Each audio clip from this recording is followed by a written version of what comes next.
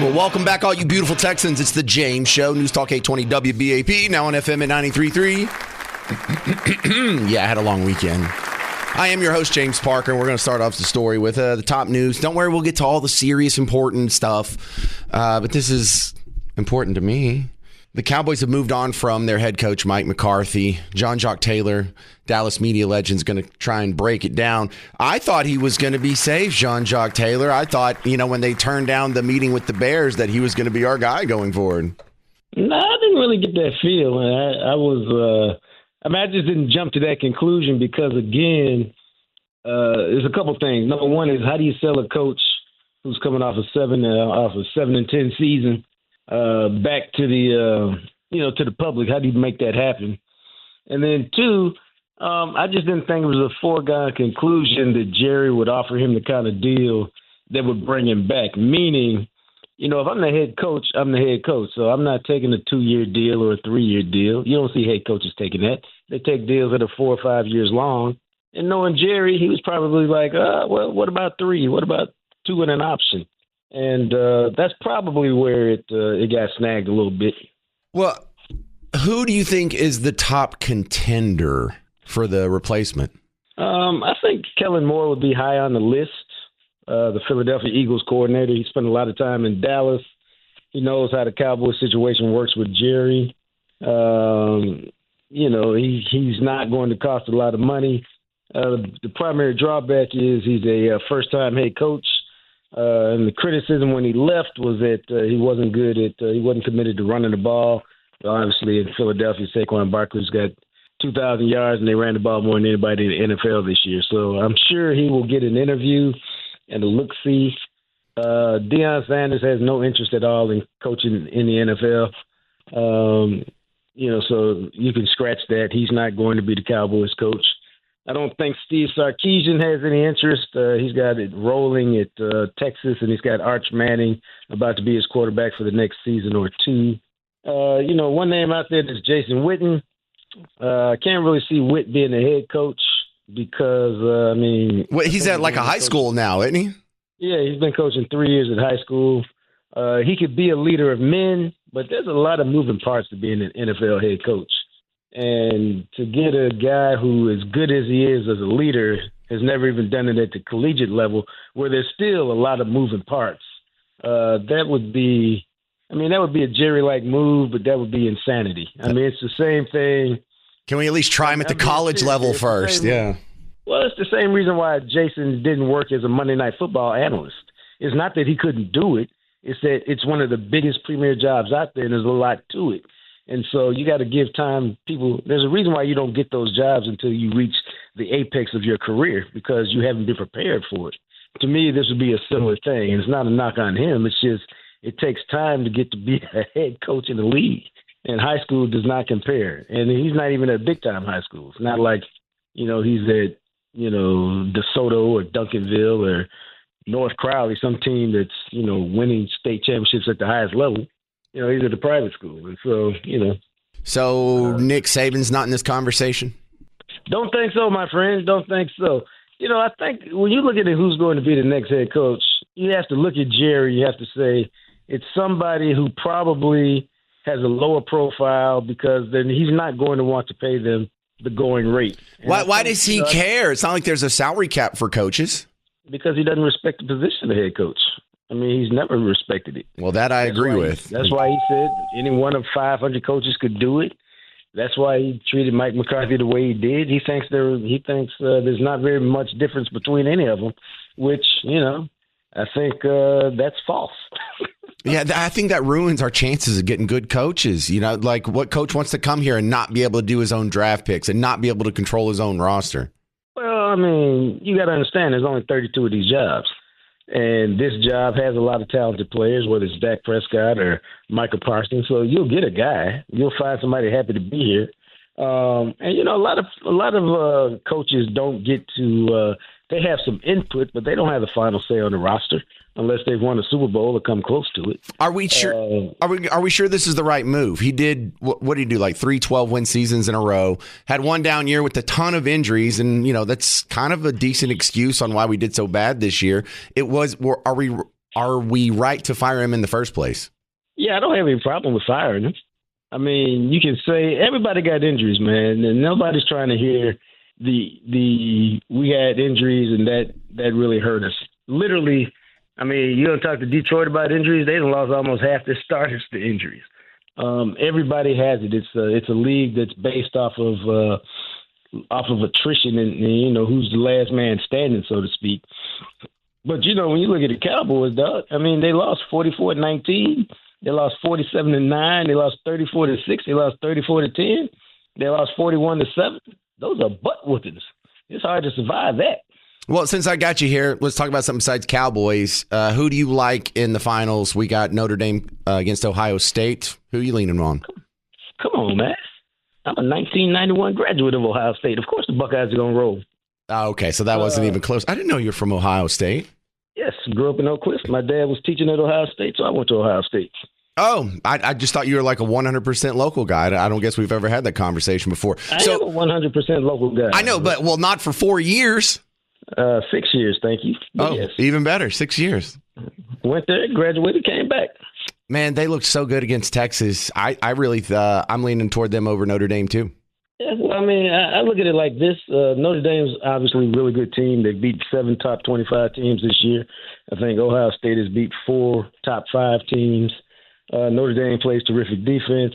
And so if both teams play their A game, Ohio State wins. The problem is both teams rarely play their A game. So it'll come down to a game like this, what it usually does, which is who makes a mistake, whether it's a turnover or something, a penalty or something that breathes life into somebody else, and who wins special teams.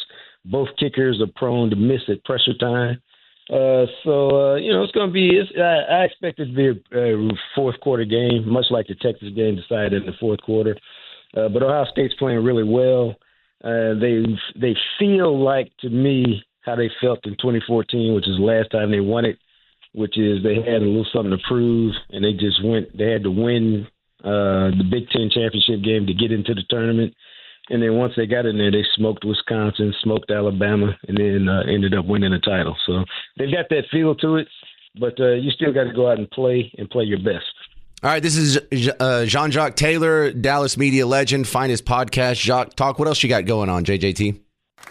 We just doing a lot of work. We do a lot of brand marketing now, man. So we tell stories for businesses, small businesses, and nonprofits. Put names and faces to that data, my friends. All right. Thank you very much for being on the James Show again. I appreciate your time, sir.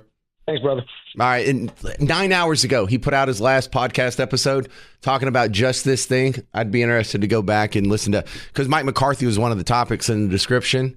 And I bet you, just from what he just told us there, I bet you there's a perfect layup to be getting that headline today.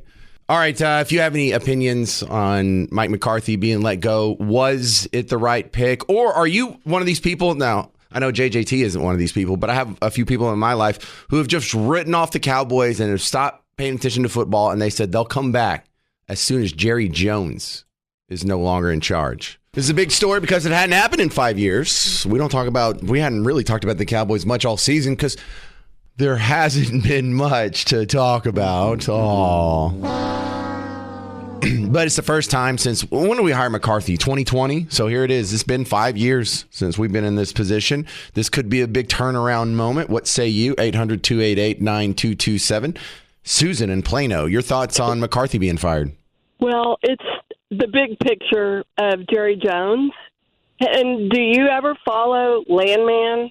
Because I'm not a great fan of watching series, but I watched it. And Jerry Jones is in the 9th episode, and he talks about how he bought the Cowboys, and it's a family deal. He bought some lots in California, 25 lots, drilled 4 gas wells, and that's how he was able to buy the Cowboys so that he could have a family business. And it's all about his family. And, I've been watching the Cowboys since the 60s. And I am a true blue Cowboys fan. No, I'm not happy when we lose, of course. But now it's the big picture. Jerry's doing it to be with his family. I don't buy that for a second. All right. Watch Landman. Well, you are like episodes. first. You are like the 8th person to tell me to watch Landman, so I'm going to watch Landman. Number one, because I'm a huge Billy Bob Thornton fan. Billy Bob Thornton has been in like 10 movies that I've seen where like this movie would have sucked if he wasn't in it. So he can. I'm not a Billy Bob fan, but he nailed it. He's a Texan in this. Yeah, like his little bit part in 1883. I'm like, well, this just made the whole freaking season. That was amazing. Well, Jerry Jones will win you over if you watch the 9th episode, and he tells you how he did this to be with his family. He bought the damn Cowboys so he could be with his, have the whole family business. And I see that as... that's something nice people say because it sells well. But, if he just wants to be with his family, no, he wants to be general manager of the coolest sports franchise on planet Earth. I agree with you, but just watch it. If I will. Watch it, you might melt your heart a tad. Well, I'm not as big of a Jerry Jones hater as a lot of the Cowboys fandom because I actually think a guy that is competent. Thank you very much for your call. A guy that is competent enough to make enough money to buy the Cowboys is not some guy who's like an idiot general manager who's just constantly making the wrong decisions. Number one, it's really tough to have a successful NFL franchise. There's 32 teams, and every year 31 are disappointed. However, even if he's not a good general manager, he's been doing this for 30-something years now. He could learn on the job. He could get better. He could develop skills. He has a brain up there. He has a brain. Because you and I, if we had the brains to do it, we could have made enough money to buy the Cowboys, but we didn't. So you got to give a little bit of deference to guys like him, like Mark Cuban, and people who have been successful on their own before they got into these other high-profile positions. These are not people who inherited their wealth. They're not spending daddy's money. They're not part of like the Rockefellers or the Vanderbilts or anything. These are self-made people who have already displayed competence, so you can't call them stupid. David in Hurst, you're next up on WBAP. Your thoughts? Yes, sir. The most consistent thing of 30 years of mediocrity with the Cowboys is Jerry Jones as the general manager. Well, I guess it is 30 years now, but we did win 3 Super Bowls when he first got there. Yeah, thank you, Tom Landry, and your recruiting. Don't you mean Jimmy Johnson? No, that team was in place because of Tom Landry and Tex Schramm. They won with the team that they bought. No, because we had the Herschel Walker trade. We had because Emmett and Aikman weren't there. Michael Irvin was only there for the last year of Tom Landry. So I would push back on that. I would give Jimmy Johnson more credit than Jerry Jones, but I also find that optimistic because that tells us even the ineptitude of Jerry Jones as a general manager can be overcome with a superior head coach like we saw in Jimmy Johnson. So if he does hire a Nick Saban or someone who comes in here and actually knows what he's doing, we could win another one or another 3. The only thing is that, I heard what you said about Jerry owning them. I have no problem with him owning them and whatever he does. But, I mean, as the general manager, he ought to step down and hire a general manager that knows football. Right, and so that was kind of my pushback on the previous caller. If he did this for family, he wouldn't be spending 80 hours a week going through all the players right before the draft. He wouldn't be the general manager. He wouldn't be so hands-on. He wouldn't be on trying to control the roster himself and control the draft picks, and he wouldn't be doing all these interviews and all these TV shows, and he wouldn't be doing the extra spot on Landman if this was all just for his family. Well, I mean, he gets to work with his family day in and day out right there with the, in the playroom. So Steven's right there by his side. His daughter's not far away. So, yeah, I think it is a family thing. But like I say, I just wish we had a different general manager. Well, okay. David, I agree. I agree there. Okay, so part of it's a family thing. That's cool, too. But I think even bigger than that is the self-aggrandizing awesomeness of being the one guy who gets to own and run the Dallas Cowboys. Because if I ever made enough money to buy the Dallas Cowboys, that's exactly what I would do. If I was Jerry Jones, that's what I would do. And if someone says, well, you need to let someone else do the draft picks, hell no. I own the Cowboys. I get to pick who's on the Cowboys. I get to have a strong say-so in the quarterback of the Dallas Cowboys. This is so awesome. Yeah, that's kind of my dream. Jerry Jones is living my dream, not like the illegitimate kid stuff, but the rest of it, kind of like all that, getting to work with your kids that you claim and everything. Oh, I get such sweet feedback over here. I got one from a guy on X who calls himself Ultra MAGA Jew. Don't get mad at me. That's what he calls himself. He says, well, your cowgirls still suck with some laughing faces. And I have no comeback. My comeback to Ultra MAGA Jew is, yes, they do. They still suck. Ooh, part of that extra enthusiasm you're hearing right now on the James Show is Cowboys fans. I think some of them are pretty happy about Mike McCarthy getting the boot. My next guest is going to have a little more insight on I do, because this is what he does for his day job over at our sister station, The Ticket, which now your show comes on at 9 o'clock. First off, congratulations on the extra hour, sir. Thank you. I appreciate it. Yeah, you get an hour's more work and probably the same pay? What a deal. We'll talk about that now. Yeah. Well, no, I don't think people listen and understand. No, that's still a good deal for us. We get an extra hour of work for the same pay. Most of us want a longer show up until it gets to about 4 hours. Then we're like, I don't want to go 5. But, yeah, when I first started at The Ticket, I was doing a 2-hour show. Now I'm doing a 4-hour show. They've doubled me. I don't know what's going on. Yeah, well, look, twice as much exposure for you is the positive side of it. That's how they'll sell it to you.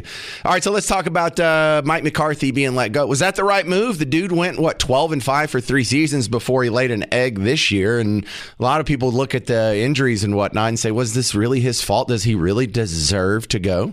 It is so much more complicated than did he deserve to get the boot, because you're going to get a different reaction from a lot of different people, because this organization, man, just for over the years, I think they asked Mike McCarthy to do the same job with a lot less talent here.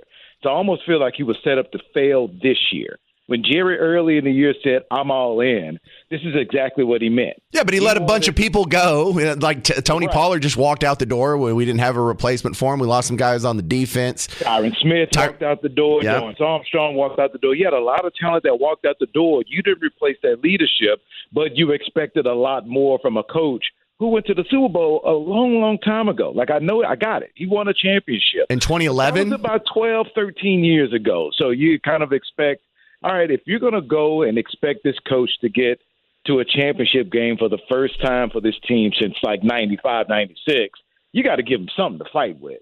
So I think he was set up to fail this year. But I will say that he's the play caller. This is his offense. And this offense took 17 steps back this year. It didn't even matter about the injuries. When they weren't injured, this offense just wasn't good. And you can see that early on this year. And if it's his offense, then maybe there needed to be a change in that, because you got your quarterback invested, you're invested in your wide receiver, you got one of the best wide receivers in the league, but you don't have any skill position players around them, and it just felt like it took too long for this offense to start clicking, and that's just a no-no when your head coach is calling the plays.